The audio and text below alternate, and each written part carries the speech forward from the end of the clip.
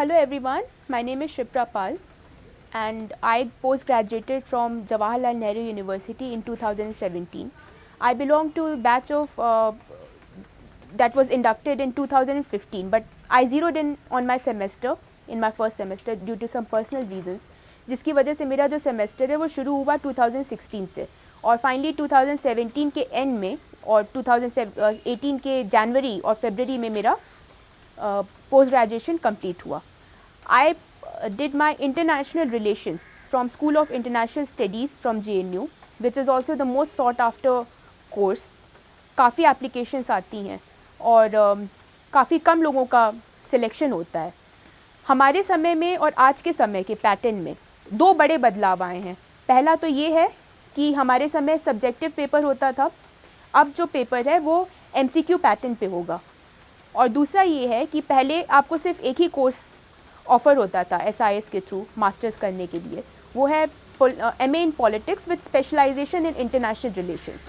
अभी इसमें एक और ब्रांच जुड़ गई है, वो है international relations and area studies, जो कि सबसे ज़्यादा सॉट आफ्टर कोर्स बन गया है. इन दोनों की भी तुलना की जाए तो IRAS is slightly more competitive.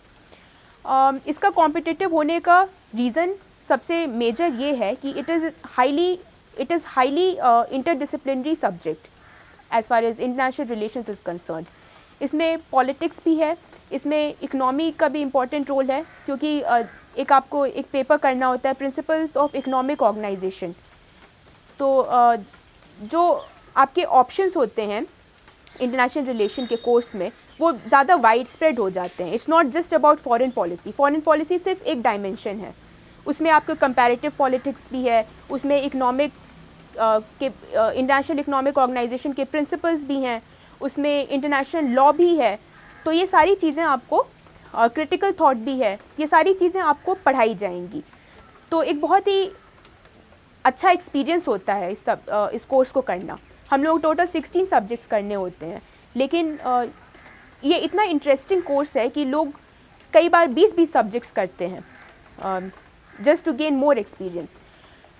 तो आपको कैसे प्रिपरेशन करनी चाहिए, मैं आपको अपनी स्ट्रेटजी बताऊंगी आज. मेरी तो स्ट्रेटजी सब्जेक्टिव ही रही है, लेकिन अभी का जो MCQ पैटर्न है उसमें भले ही बदलाव हो गया और दोनों में बहुत ही मेजर रिफ्ट है, लेकिन एक सिमिलैरिटी अभी भी है कि पेपर अभी भी जो होगा वो बहुत ही इंटरडिसिप्लिनरी, इंटरनेशनल रिलेशंस का जो कोर है वो इंटरडिसिप्लिनरी है, उस चीज़ को वो रिफ्लेक्ट करेगा.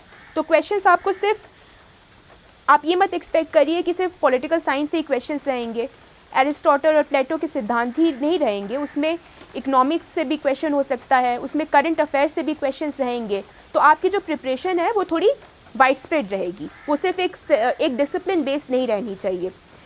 तो आप करंट अफेयर्स पे फोकस करिए, न्यूज़पेपर्स पढ़िए, और इंटरनेशनल रिलेशंस या फॉरेन पॉलिसी से जो क्वेश्चंस आएंगे उनको हैंडल करने के लिए आप विजन IS की मैगजीन्स आती हैं, बुकलेट्स आती हैं, बाकी कोचिंग इंस्टीट्यूट की भी आती होंगी, वो भी आप पढ़ सकते हैं, क्योंकि वो पॉइंट फॉर्म में सब कुछ लिखा होगा. तो MCQs में आपको वो नॉलेज जो है उसको ग्रहण करने में और उसको उस मोमेंट पे क्वेश्चंस ऑप्शंस को एलिमिनेट करने में आपको आसानी होगी.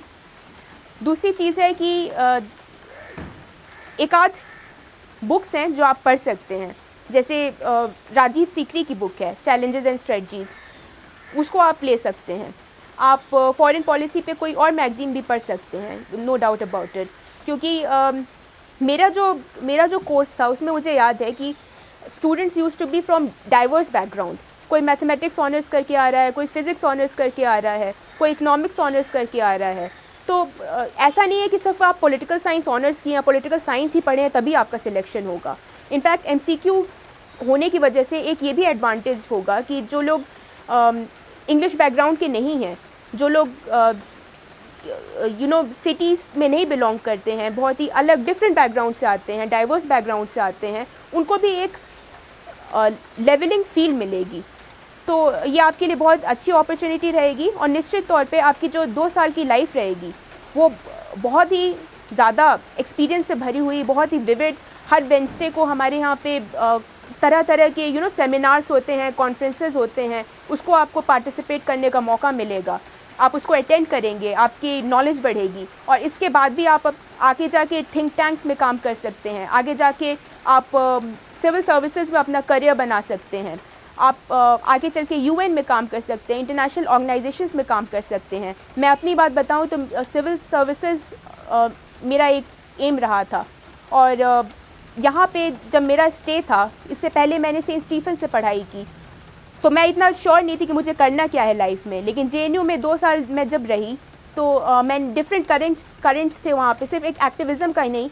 लाइब्रेरी में आप बैठेंगे तो कई एस्पिरेंट्स आपको मिलेंगे जो लोग सिविल सर्विसेज की तैयारी कर रहे हैं। मैं उनके कांटेक्ट में आई और आज मैंने यूपीपीसीएस में 34th रैंक हासिल की है। और बस मेरा ही एक एग्जाम्पल नहीं है, बहुत ऐसे कैंडिडेट्स हैं जो जेएनयू से बिलोंग करते हैं, चाहे वो सिविल सर्विसेज हो, चाहे वो अलग अलग स्टेट की प्रोविंशियल सर्विसेज हो। तो आपका जो भी करियर रहेगा उसमें निश्चित तौर पे इंटरनेशनल रिलेशंस एक मील का पत्थर साबित होगा। Hoping all the best to you. Thank you very much.